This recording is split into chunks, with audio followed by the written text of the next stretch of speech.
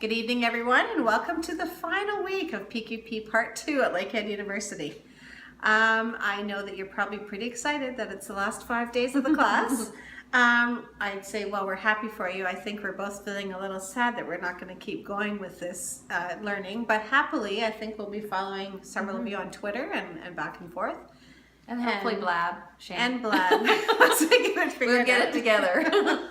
And really, the learning that's happened throughout the digital part of the course, but also the chances we've had to see you face-to-face at a variety of events have been really a nice opportunity for us. So what I want to talk to you a little bit about are your practicums that have been posted. They have been amazing. And I said to Christy, I haven't really seen practicums since I did part 2, and that was somewhere in the zeros of 2000. Yeah. I don't know when that was exactly. Mine was a little more recent, but not. But I just am so impressed with the quality, the level, the depth of thinking, and not only just what you did, but how you pulled it all together to consolidate your learning and how that supported learning of students and other adults in your sphere. And how you presented it as well. I think this we have already talked with the Part 1 folks, but and continually to talk amongst ourselves about the challenge of this online format. And each of you really embraced that and made your practicums come to life, which is it's a pretty difficult feat. We recognize because we had to make the course come to life for you, so we really appreciated that. And I really think that everyone really demonstrated that open to learning stance, to use that catchphrase. But as we work through new platforms with technology, I just really started going on Twitter for this course, and now I'm feel like I'm on it all the time, checking on who's saying what. Follow the Prime Minister now and a few other people. Oh, and my big exciting news was Lucy West retweeted me and Andy Hargraves retweeted me, so that was super exciting in my education world. I want to call it the geek world, but it's not. But it feels kind of like that, because when my outside friends, they're like, who's Andy Hargraves? Yeah. I'm like, oh my God, who's Lucy West? I'm like, oh. Anyway, I know you will appreciate that. Now, what I guess the other part about that is when we were all in that space of learning, sometimes getting frustrated, sometimes disappointed about what we were trying to achieve and it didn't quite get there yet. Eventually, I think we all got there at some point. But really think about, don't be afraid to try something new. And I think you all demonstrated that. But recognize that apprehensive feeling, and I know sometimes Chris and I were up and I'm calling her at midnight going, Christy, someone just sent an email and I know we made that post but it didn't open, and we'd be on the computer trying to figure it out. Recognize that when you're working with staff in your school or perhaps kids in your school and trying to get them to try new things, there is that element of fear there. But it's not insurmountable, and with support and maybe a little bit of, at the elbow coaching or hand holding to get through the first few times. As I was saying to Christy, I think Donna Fry helped me at least 4 times last fall trying to figure out how to tweet. And I really didn't even get it last fall. And it wasn't until I started again, I went back to her and said, okay, Donna, I'm going to try this again.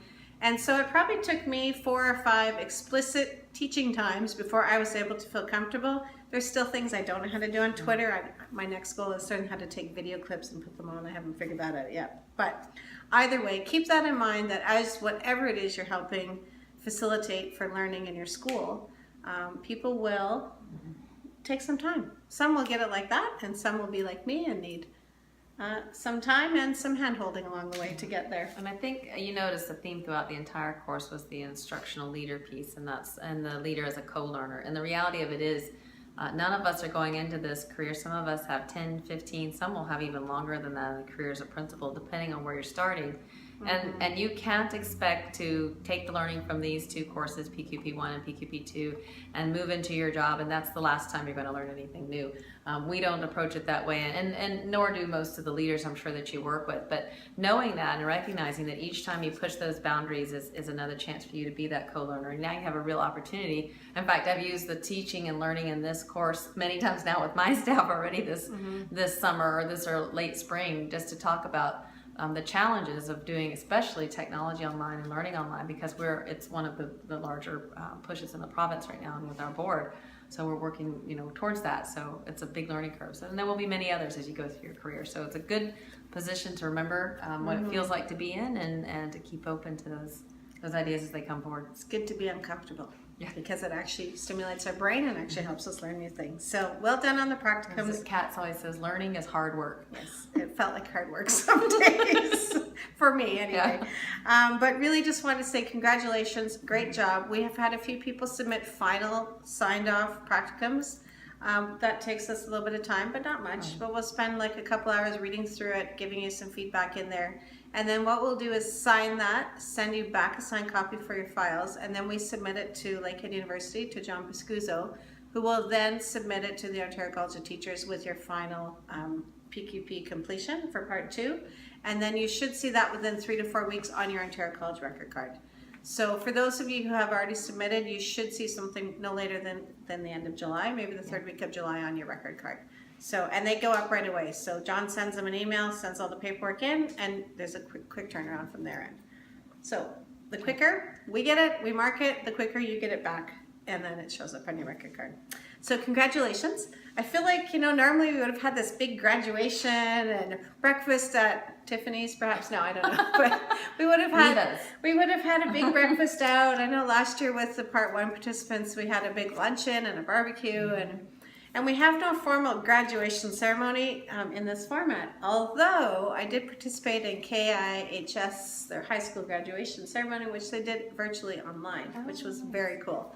So that's I our had next people steps. at every site. So we'll be thinking about how we can maybe do that and get people together. But for now, I think we'd like to just really thank you for thinking deeply about, I'm going to say the word emotional intelligence, because that's something that we've really tried to thread through everything and reflect on how that impacts our actions. You want to talk further on that? Well, emotional intelligence, as one of the things I said earlier on in the course, is that one of the good news pieces is it's not static. And hopefully everyone's had a chance to review their EQI leadership report. And I found it to be one of the most valuable pieces of information that I received. I had the opportunity in my SO courses to do the full 360, which includes not only your own input to those questions, but they also ask your peers. They ask the folks that work for you, your staff. They ask your supervisors, and they ask your family and friends. And it's so you get a very good complete picture of how you see yourself, where others see yourself, and how those two balance out. And what's really, really important about that is we know, and it's the reason that it's been added in the domain of officially at the bottom of the OLF, and that's personal resources. And those personal resources are the things that are going to help you access all 5 of those leadership domains. And without being able to develop them further, I think you kind of get yourself stuck in a spot. And we hear about those characteristic type leaders. They're one type of leader, and they only can manage one dimension of leadership. To be a leader today in our schools and our systems, you're going to have to be a multidimensional leadership or character person. And so that's the great thing about that book. Take a look at it, because the EQ Edge has, if you have a place that you really want to do some growth work in, as you go to write your annual learning plan for your PPA, that's your principal performance appraisal, your vice principal performance appraisal, as you go to write those learning plans, look in there for really explicit, specific actions you can take to start to develop those skills that you feel you want to grow. So I think, and it's threaded through everything you'll do. All the building relationship pieces, the way in which you manage staff, the way in which you do securing accountability, the way in which you approach professional learning, all of those pieces are informed by those leadership qualities that come out of that report. So that emotional intelligence, once you recognize it, it's absolutely critical to how you move forward in your growth plan. So. Okay, so on that note, congratulations. You've made it through PQP2, and we will be sending you each little email to that effect. And I guess school's out for some of you on next Friday. Yeah, like a weekend, those of 2 you. weeks. Yeah, some folks. I know our public board here is ending on the 24th, and for the other board, they're ending on the 30th. And then we have our international students and our national students, which all have different end dates. So wherever your life takes you over the next couple months, we wish you health, happiness, time with friends and family. And you've really worked hard for the last 6 weeks, 1 more to go. And just want to really take the time to congratulate you on all your hard work. Thank you.